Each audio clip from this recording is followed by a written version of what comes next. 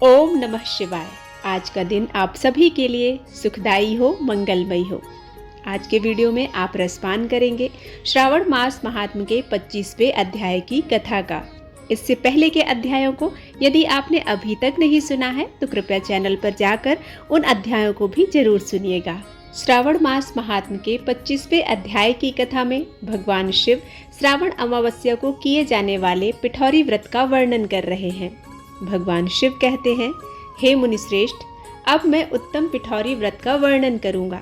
सभी संपदाओं को प्रदान करने वाला यह व्रत श्रावण मास की अमावस्या को होता है। जो यह घर है वह सभी वस्तु मात्र का अधिष्ठान है, इसलिए इसे पीठ कहा गया है और पूजन में वस्तु मात्र के समूह को आर कहते हैं। इसलिए मुनीश्वर इस व्रत का नाम इसीलिए पिठौरा है। अब मैं इसकी विधि कहूँगा, सावधान होकर सुनिए। दीवार को ताम्रवर्ण, कृष्णवर्ण अथवा श्वेत वर्ण धातु से पोतना चाहिए। अगर ताम्रवर्ण से पोता गया हो तो उसे पीले रंग से, कृष्णवर्ण से पोता गया हो तो इसे श्वेत रंग से, और श्वेत वर्ण से पोता गया हो तो कृष्ण वर्ण से चित्र बनाना चाहिए। अथवा श्वेत रंग, पीत रंग अथवा लाल रंग से, काले या हरे वर्ण से चित्र बनाने चाहिए।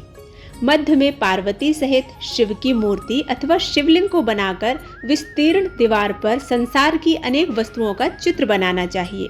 चतुशाला सहित रसोई घर, देवालय, शयन घर, 7 खजाने, स्त्रियों का अंतःपुर जो महलों तथा अट्टालिकाओं से सुशोभित तथा शाल के वृक्षों से मंडित हो, चूने आदि से दृढ़ता से बंधे पाषाणों तथा ईंटों से सुशोभित हो, और जिसमें विचित्र दरवाजे, छत तथा क्रीड़ा स्थान हो, इन सभी को चित्रित करना चाहिए। बकरियां, गाय, भैंस, घोड़े, ऊंट, हाथी, चलने वाला रथ, अनेक प्रकार की सवारी गाड़ियां, स्त्रियां, बूढ़े, बच्चे, वृद्ध, जवान, पुरुष, पालकी, झूला और अनेक प्रकार के मंच, इन सब का अंकन करना चाहिए। स्वर्ण, चांदी, ताम्र, सीसा, लोहा, मिट्टी तथा पीतल के और अन्य प्रकार के विभिन्न रंगों वाले पात्रों को भी लिखना चाहिए।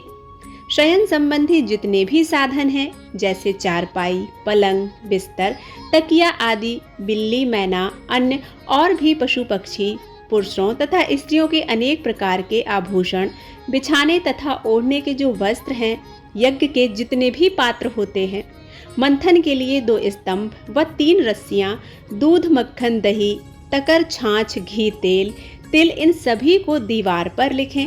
गेहूं, चावल, अरहर, जौ, मक्का, चना, मसूर, कुल्थी, मूंग, कांगनी, तिल, कोदो, कात्सी नामक अन्न, सावा के चावल, उड़द, ये सभी धान्य वर्ग भी अंकित करने चाहिए।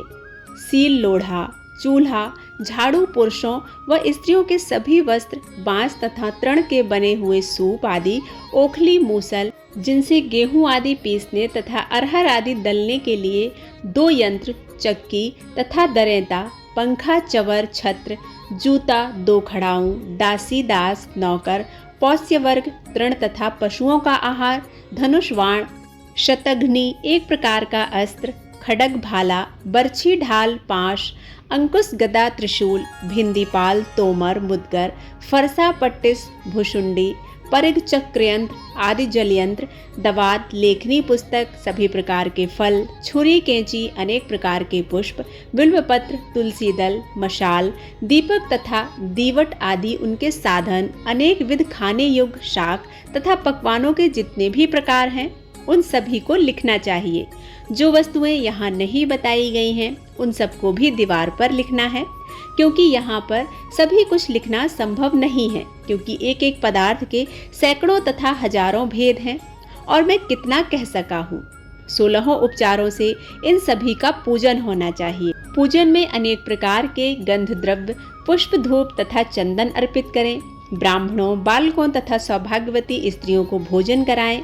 उसके बाद पार्वती सहित शिव से प्रार्थना करें, हे भोलेनाथ, माँ पार्वती, मेरे द्वारा किया गया यह व्रत पूर्ण हो। हे सांबशिव, हे दया सागर, हे गिरीश, हे चंद्रशेखर, इस व्रत से प्रसन्न होकर आप हमारे मनोरथों को पूर्ण करें। इस प्रकार 5 वर्ष तक व्रत करने के बाद में उद्यापन कर देना चाहिए। इसमें घृत तथा बिल्वपत्रों से शिव मंत्र के द्वारा हवन करना चाहिए। एक दिन अधिवासन करके सर्वप्रथम ग्रह होम करना चाहिए। आहुति की संख्या 1008 अथवा 108 होनी चाहिए। भगवान शिव कहते हैं, हे वत्स, उसके बाद आचार्य की पूजा करें और भूयसी दक्षिणा दें। उसके बाद व्यक्ति को इष्ट बंधुजनों तथा कुटुंब के साथ स्वयं भोजन करना चाहिए। ऐसा विधान किए जाने पर मनुष्य सभी कामनाओं को प्राप्त कर लेता है। इस लोक में जो जो वस्तुएं उसे परम अभीष्ट होती हैं, उन सभी को वह पा लेता है। हे वत्स, मैंने आपसे इस उत्तम पिठौरी व्रत का वर्णन कर दिया है। इस व्रत के समान सभी मनोरथों तथा समृद्धियों को प्रदान करने वाला और शिव जी की प्रसन्नता करने वाला न कोई व्रत हुआ है और ना ही होगा। मनुष्य इस व्रत में दीवार पर जो वस्तुएं बनाता है, उसको निश्चित रूप से वह प्राप्त करता है। इस प्रकार श्री स्कंद पुराण के अंतर्गत ईश्वर सनत कुमार संवाद में श्रावण मास महात्म्य अमावस्या में पिठौरी व्रत कथन नामक 25वां अध्याय पूर्ण हुआ। उम्मीद करती हूँ यह वीडियो आप सभी को पसंद आया होगा। यदि पसंद आता है तो लाइक करना मत भूलिएगा। चैनल पर पहली बार आए हैं तो इसे सब्सक्राइब जरूर कीजिएगा।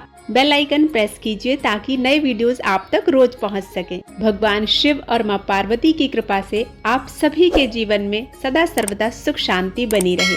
इसी कामना और विश्वास के साथ आप सभी से विदा लेती हूँ। मिलती हूँ एक नई कथा के साथ। तब तक के लिए ओम नमः शिवाय।